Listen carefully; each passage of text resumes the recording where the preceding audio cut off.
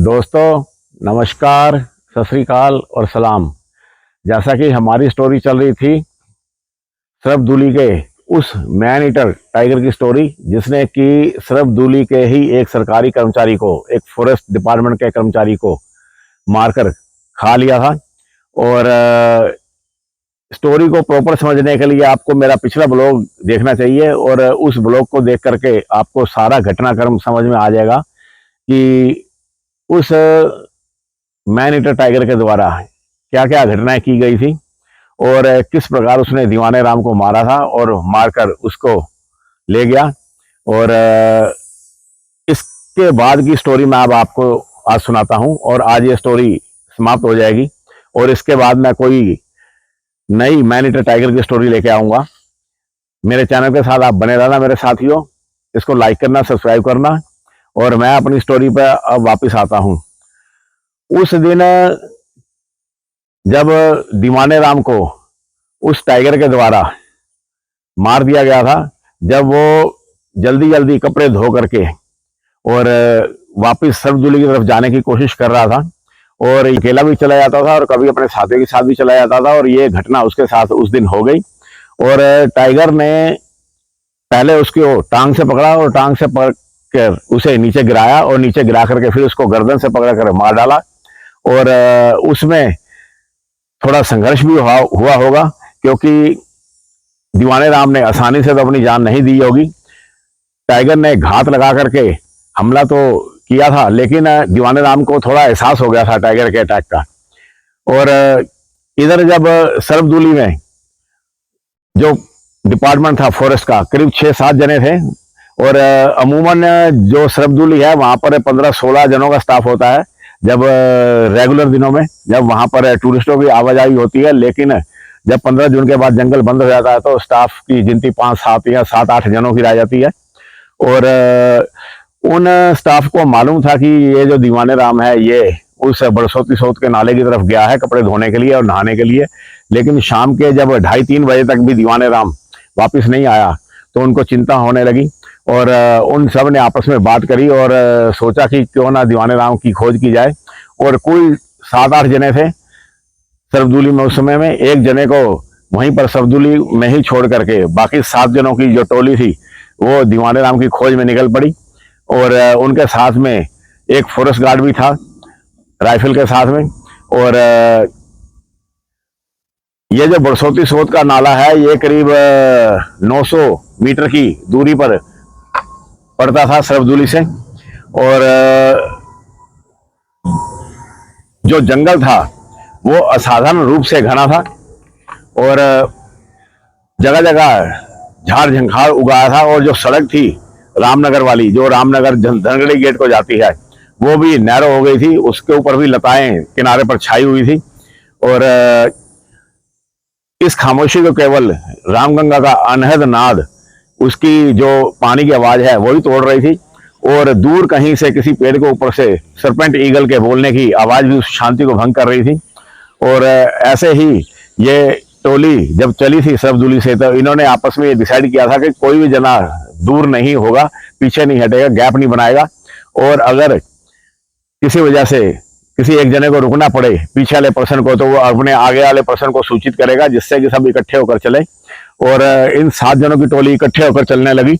और 15 मिनट में जब वे बरसोती सोत के नाले के पास पहुंचे, तो उस नाले को पार करने के बाद में जहां पर वो झरना नीचे गिरता था, वहां पर दूर से ही उन्हें दीवाने राम की बाल्टी नजर आ गई। कपड़े बिखरे हुए थे और दूर से देखकर ही उन्हें किसी अनहोनी की आशंका हो गई थी। लेकिन जब वो पास पहुंचे तो वहां पर जगह जगह शेर के पंजे लगे हुए थे, शेर के पंजों के निशान बने हुए थे। और वहां पर संघर्ष के निशान भी नजर आ रहे थे, धर पकड़ के निशान नजर आ रहे थे। और 2-3 जगह पर उन्हें खून भी नजर आया, ब्लड भी पड़ा हुआ था। और इन सब जगह, इन सब निशानों को देख करके जो खोजी दल था उनको ये अंदाजा हो गया कि ये दीवाने राम किसी टाइगर का शिकार हो गया है। क्योंकि ये जो खोजी दल था ये सब सरकारी कर्मचारी थे जंगलात के, और इनको वर्षों वर्षों का अनुभव था जंगल में रहने का। और घटनाक्रम को देखते ही उनको आइडिया हो गया था, और वो बड़े ध्यान से शेर के पंजों के निशानों को देखने लगे। और शेर के पंजों के निशानों से उनको क्लियर आइडिया हो गया कि यह किसी मेल टाइगर का ही अटैक हुआ है दीवाने राम के ऊपर। और वो जो टाइगर था उसके जो पिछले पैरों के निशान थे वो कुछ ज्यादा गहरे बने हुए थे वहां पे कीचड़ में। और उसकी वजह यह थी कि वो जो टाइगर था वो अपने पिछले पैरों पर खड़ा होकर के उसने दीवाने राम के ऊपर हमला करने की कोशिश की होगी, या फिर उसने जंप लेने के लिए अपने आप को सिकोड़ा होगा, जिससे कि उसके पिछले जो पैर थे वो थोड़े गहरे बन गए थे। और इसके बाद में शेर के अपनाया हुआ मार्ग बिल्कुल क्लियर नजर आ रहा था। और शेर दीवाने राम को मार करके वो 30-40 फीट की ऊंची एक पहाड़ी थी उसको ऊपर ही वो ले गया, यहाँ से वो झरना नीचे गिर रहा था। और वहां पर खड़े होकर के खोजी दल ने ये डिसाइड किया कि ऊपर जाकर के देखना चाहिए, क्या पता दीवाने राम की बॉडी मिल जाए और उसको रिकवर कर लिया जाए। और शेर के घिस्टन के निशानों का पीछा करते हुए जब वो आगे बढ़े तो वहां पर एक लाइन सी बन गई थी झाड़ियों में, झाड़ियां दाएं बाएं हो गई थी, जिससे कि निशान क्लियर नजर आ रहा था घिस्टन का।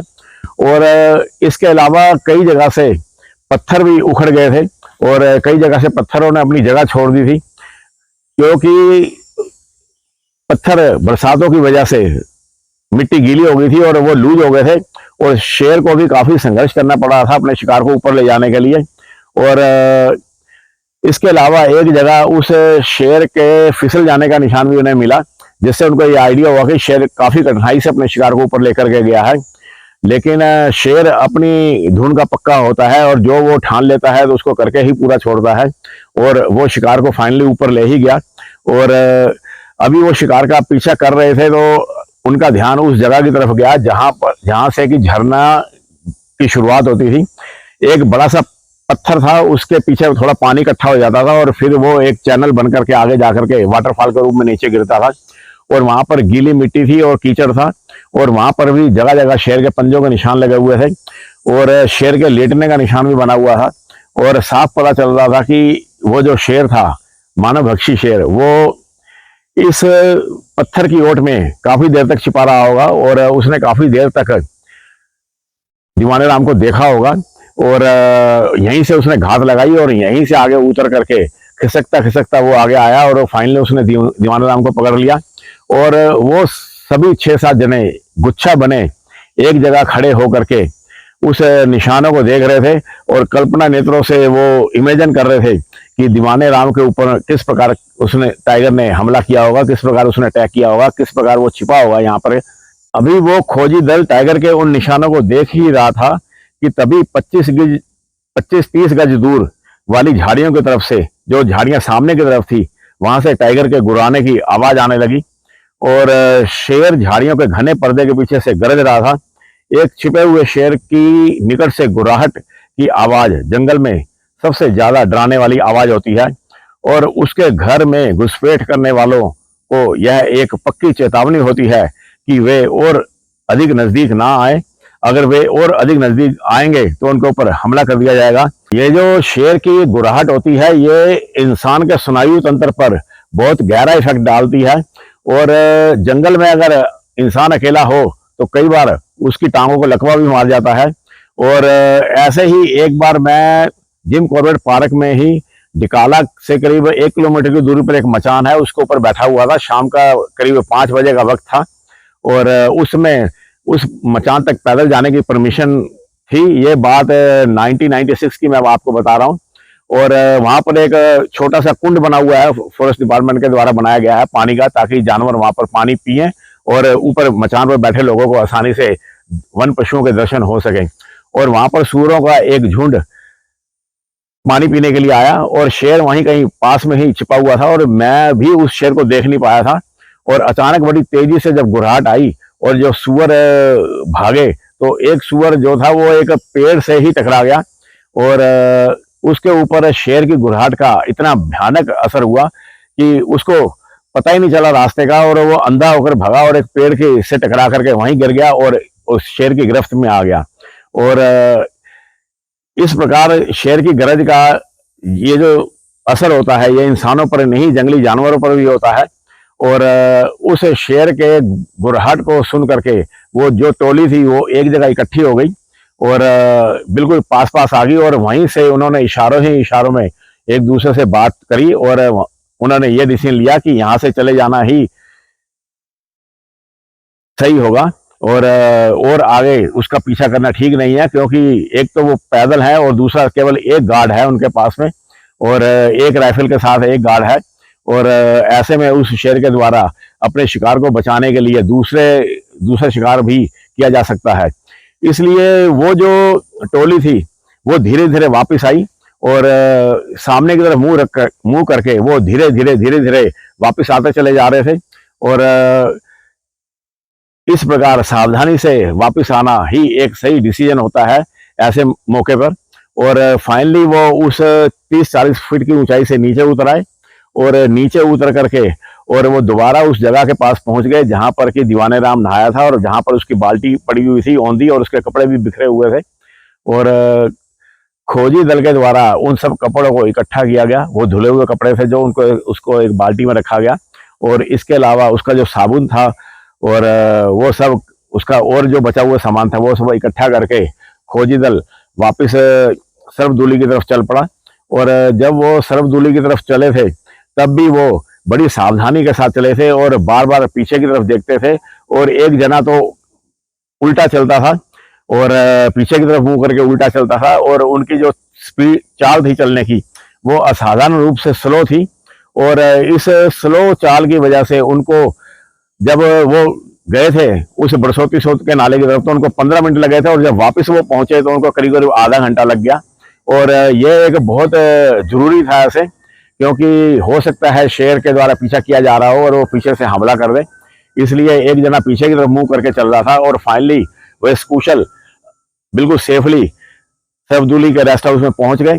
और वहां पहुंच करके जब वहां पर जो एक पर्सन को उन्होंने छोड़ा था वो पर्सन बहुत अधिक चिंतित हुआ था, क्योंकि 1 किलोमीटर दूर वो सर्वदूली का रेस्ट हाउस था और वहां तक भी उस शेर के गुर्राने की दहाड़ने की आवाज गई थी। और वो काफी अधिक चिंतित हुआ था और उसने उस टोली को बताया कि उसे बहुत चिंता हो गई थी और अगर ये टोली वापस नहीं आती आधे पौने घंटे में और तो वो वायरलेस के द्वारा इसकी सूचना जरूर ढिकाला और धनगढ़ी गेट तक देता। लेकिन जब उसने देखा कि टोली दूर से वापस आ रही है तो वो उसने एक राहत की सांस ली उस पर्सन ने। और इसके बाद में वो जो टोली आई थी वो 7-8 जने थे जो उन्होंने ये डिसीजन लिया कि अब इसकी सूचना धनगढ़ी गेट पर और रामनगर जो फॉरेस्ट ऑफिसर हैं वहां उनको और ढिकाला तक दी जाए। और ढिकाला मैसेज किया गया वायरलेस के द्वारा और उसमें ढिकाला में करीब 5 हाथी थे, सवारी के हाथी। और फॉरेस्ट गार्ड भी करीब 4-5 फॉरेस्ट गार्ड थे वहां पर। और शाम का वक्त हो चुका था, करीब करीब 5-5:30 बज चुके थे और आकाश में बादल भी छाने शुरू हो गए थे और थोड़ी देर में ही घनघोर बारिश होनी शुरू हो गई। और इस बारिश वाले माहौल में उनकी वायरलेस पर ढिकाला में बात हुई तो ढिकाला से उनको ये जवाब आया कि अभी तो उनका आना मुश्किल है, क्योंकि रास्ते वैसे ही सारे बारिश की वजह से खराब हो सकते हैं और हाथी के ऊपर ही बैठ करके वहां से एक खोजी दल आएगा और कुछ जने यहाँ से कुछ वहां से जाकर के दीवाने राम की खोज करेंगे और पैदल खोज करना मूर्खता होगी, इसलिए हाथियों के द्वारा ही उसकी खोज की जाए, क्योंकि बरसात होने की वजह से जो जंगल है वो असाधारण रूप से घना है। और इस प्रकार ये जो सर्वदूली के पर्सन थे ये अब सुबह का इंतजार करने लगे और सुबह करीब 6 बजे के आसपास 3 हाथियों के ऊपर 3 फॉरेस्ट गार्ड और उसके 3 महावत कुल टोटल 6 जने ढिकाला से सर्वदूली रेस्ट हाउस की तरफ चल पड़े। जो बारिश थी वो सारी रात होती रही, कभी वो तेज हो जाती थी कभी वो स्लो हो जाती थी और फाइनली सुबह 4 बजे बारिश बंद हुई। और इस बारिश की वजह से जो भी निशान थे उस टाइगर के द्वारा पंजों के जो निशान बनाए गए थे, जो घिस्टन के निशान थे और जो वहां पे खून पड़ा हुआ था दीवाने राम का मारते वक्त जो ब्लड बाहर निकला था वो सारा धुल करके साफ हो गया था। लेकिन शिकारी ये जो खोजी दल था इनको आइडिया था कि शेर कहाँ पर है, वो उस एरिया को देख करके आए थे और इसलिए सुबह दोबारा उसको खोज करना कोई ज्यादा मुश्किल काम नहीं था।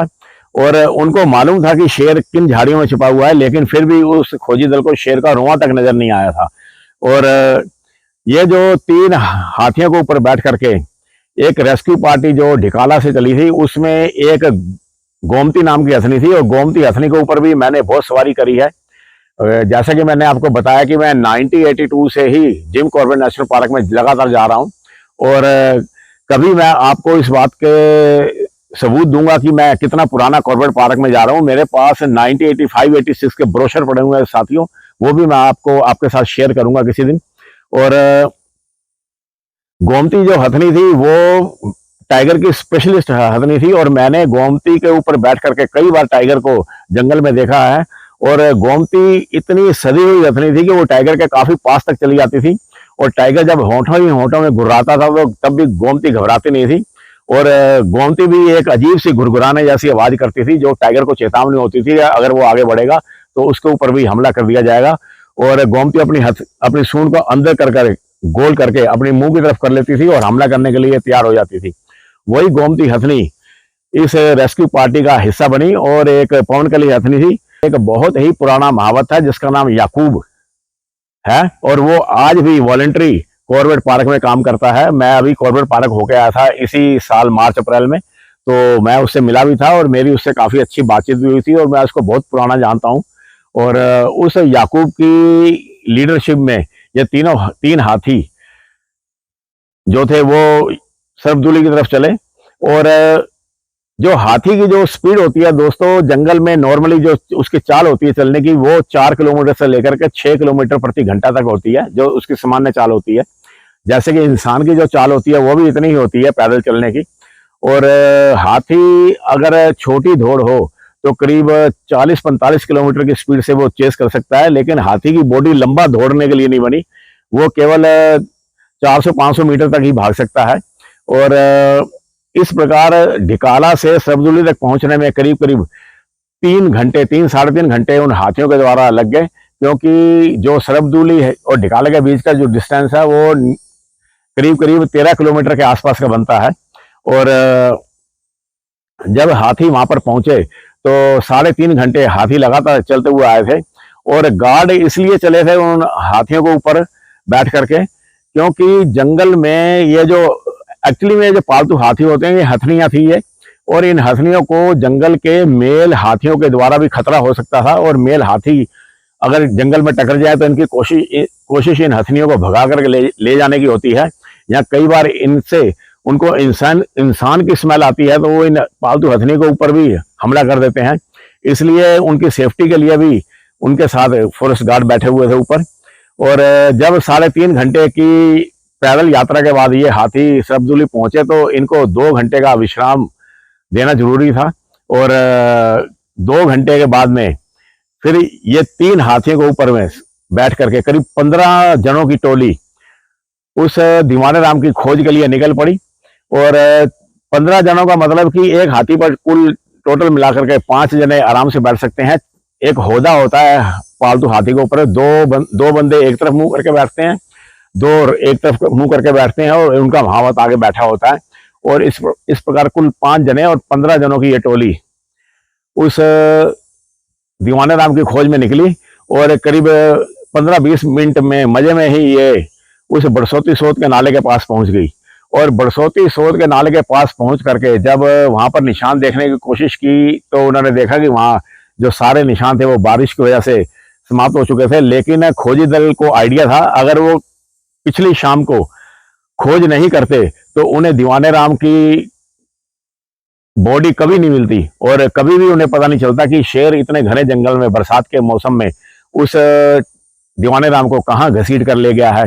और चूंकि पिछली शाम को ही खोजी दल गया था तो उनको पूरा आइडिया था कि कहाँ शेर गया है। और जो हाथी थे वो धीरे धीरे उस पहाड़ी के ऊपर चढ़ने लगे। दोस्तों, ये जो हाथी होते हैं इनके भारी शरीर को देख करके ये मत सोचना कि ये पहाड़ों पर नहीं चढ़ सकते। ये छोटी मोटी पहाड़ियों के ऊपर बड़ी आसानी से चढ़ जाते हैं और उतर भी जाते हैं, और नदियों को भी ये आसानी से पार कर लेते हैं, और बोल्डर के ऊपर भी इनको चलने में कोई परेशानी नहीं होती। हालांकि उनकी स्पीड कम हो जाती है लेकिन ये बोल्डर के ऊपर भी नदी को पार कर लेते हैं। और 40 फुट की ऊंचाई पर पहुंचकर, जहां पर कि झरने का पानी इकट्ठा होता था एक चट्टान के पीछे और वहां से एक वाटरफॉल बनता था, वहां पर गए तो वहां भी उन्हें उस टाइगर के वो जो निशान, जो उन्होंने उसके बैठने का निशान था, उसका लेटने का निशान था, उसके पंजों का निशान थे, जो पिछले ही शाम को उन्होंने देखा था, वो उनको नहीं मिला। तो उसके बाद में उनको ये आइडिया तो था कहाँ से शेर उस शाम को गुर्रा रहा था, तो टोली उस झाड़ियों के अंदर घुस गई जहां से शेर के गुर्राने की आवाज आई थी। लेकिन दोस्तों, ये जो शेर होता है, जब इसके शिकार में विघन डल जाता है तो ये अपने शिकार को वहां नहीं छोड़ता, और अगर शेर को परेशान ना किया जाए तो ये अपने शिकार को 1 दिन 2 दिन और 3 दिन लगा करके पूरा मुकम्मल तौर पर खा लेता है।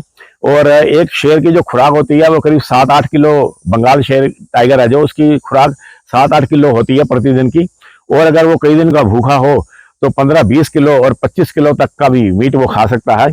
और अगर उसको परेशान न किया जाए तो वो अपने शिकार को कहीं और ले जाता है और बार बार वो अपनी जगह बदलता रहता है। जैसे उसने आज यहाँ पर शिकार खाया तो इसके बाद में अगर उसका शिकार बचा हुआ है तो उसको ग्रैब करके ले जाएगा और वहां से 150 मीटर दूर कहीं और ले जाएगा और वहां छिपा देगा, और वहां भी खाने के बाद में अगर फिर शिकार बच जाएगा तो फिर उसको तीसरी जगह ले जाएगा।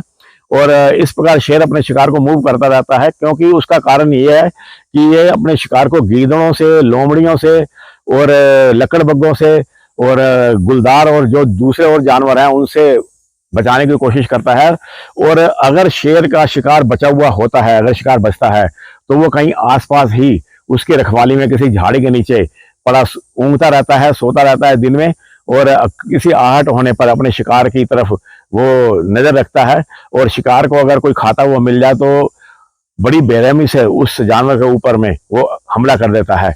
और वहां पर वो गुर्राहट उस दिन आई थी तो वहां पर उन्हें शिकार मिला ही नहीं कहीं, और उन्होंने डिसीजन लिया कि आसपास का सारा जंगल छाना जाए, क्योंकि उसकी बॉडी को ढूंढना जरूरी था। और करीब 1.5 घंटे तक ये जो खोजी दल था ये हाथियों के ऊपर बैठ करके जंगल में घूमता रहा। सारा जो वन तल था वो घनी झाड़ियों से अटा पड़ा था, जैसे कि ये आप जंगल देख रहे हो, सारी झाड़ियां भरी पड़ी हैं, ऐसा ही जंगल वो भरा हुआ था झाड़ियों से। और उन झाड़ियों के नीचे कहाँ बॉडी पड़ी है कहाँ नहीं, इसका कोई आइडिया उन्हें आंखों से नहीं पता चल रहा था। लेकिन उनके पास में पालतू जो हाथी थे, हाथी की स्मेलिंग जो पावर होती है वो बहुत स्ट्रांग होती है दोस्तों, और ये शेर की स्मेल को लेकर के भी बता देता है। 2 घंटे तक वो उस टाइगर की और दीवाने राम के बचे हुए हिस्से की, उसकी बॉडी के बचे हुए हिस्सों को ढूंढते रहे, लेकिन उनको कोई सफलता नहीं मिली।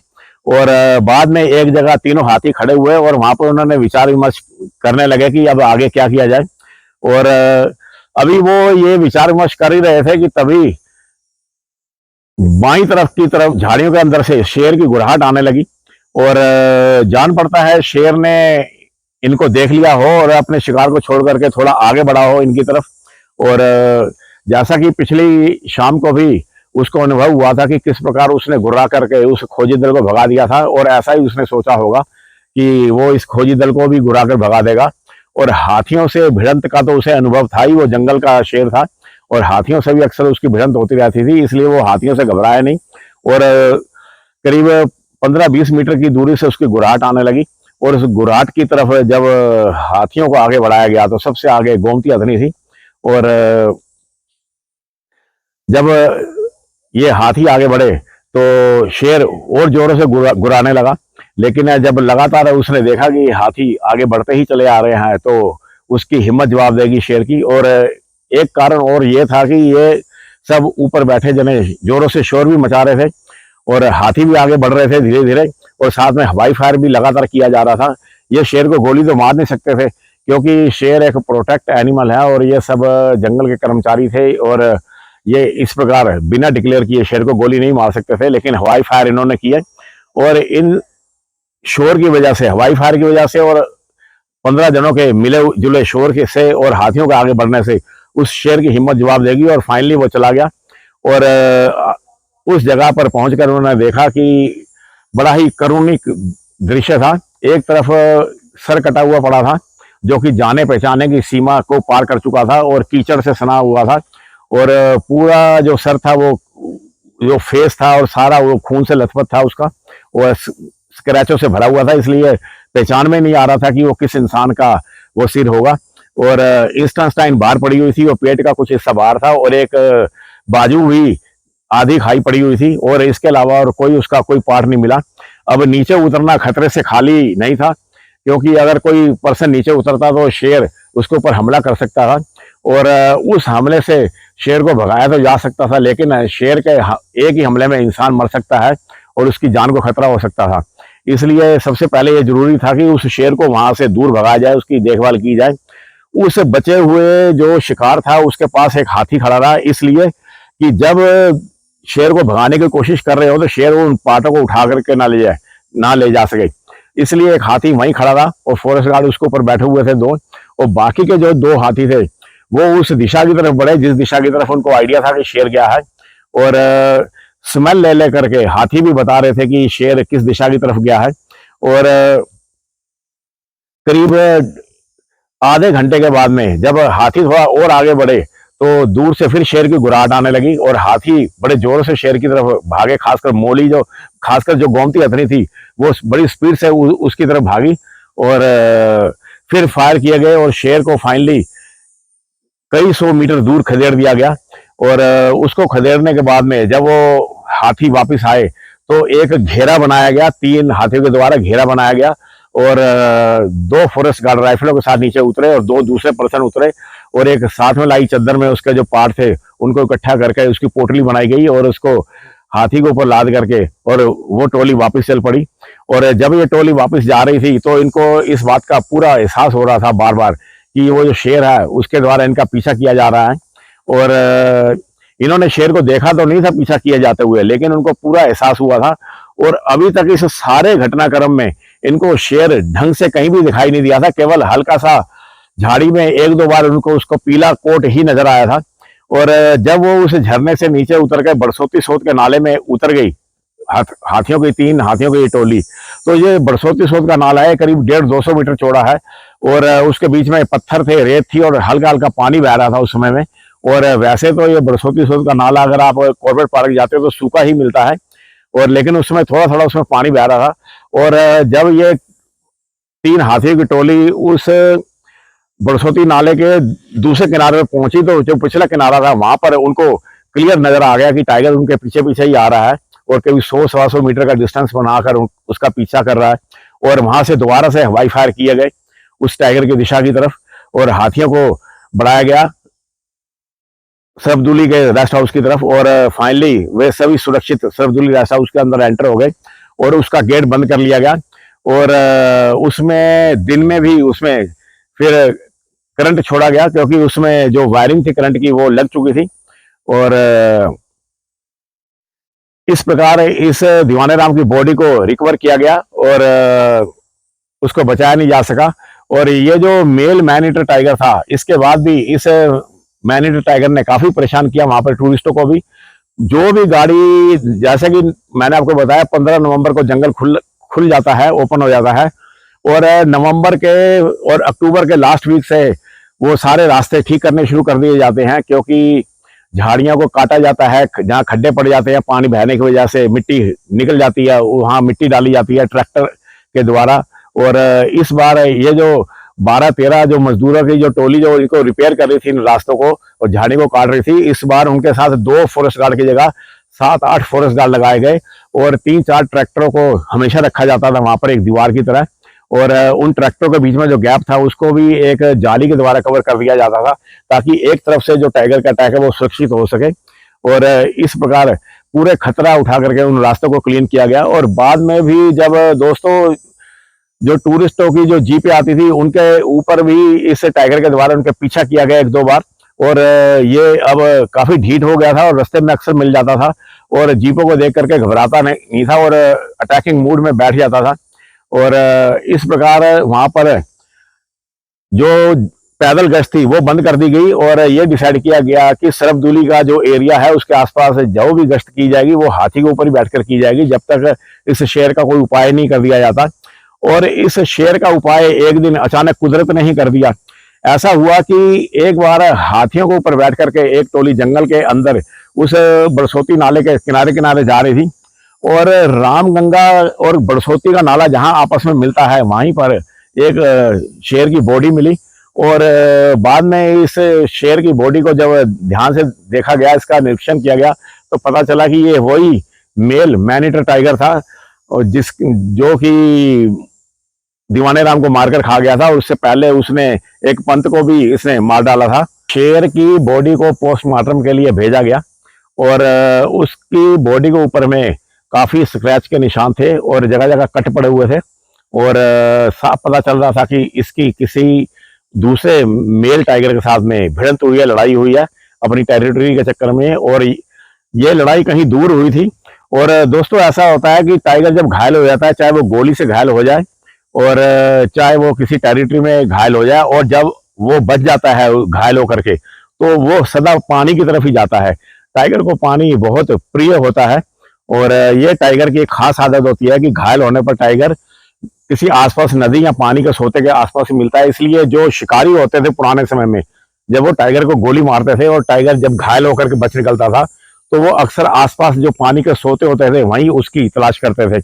और ये टाइगर भी कहीं दूर से घायल होकर के आया और नदी के पास तक वो पहुंचा नहीं, उससे कुछ 100 मीटर की दूरी पर ही उसके प्राण पखेरु चले गए और वो टाइगर मर गया। और इस प्रकार इस मेल सरबदुली के मैन ईटर टाइगर का अंत हो गया, और ये कहानी दोस्तों यहीं पर समाप्त होती है। और मैं जल्दी ही अपनी एक नई मैन ईटर टाइगर की स्टोरी लेकर के आऊंगा। मेरे चैनल के साथ साथियों बने रहना, अपना ख्याल रखना। नमस्कार साथियों, सत श्री अकाल और सलाम साथियों।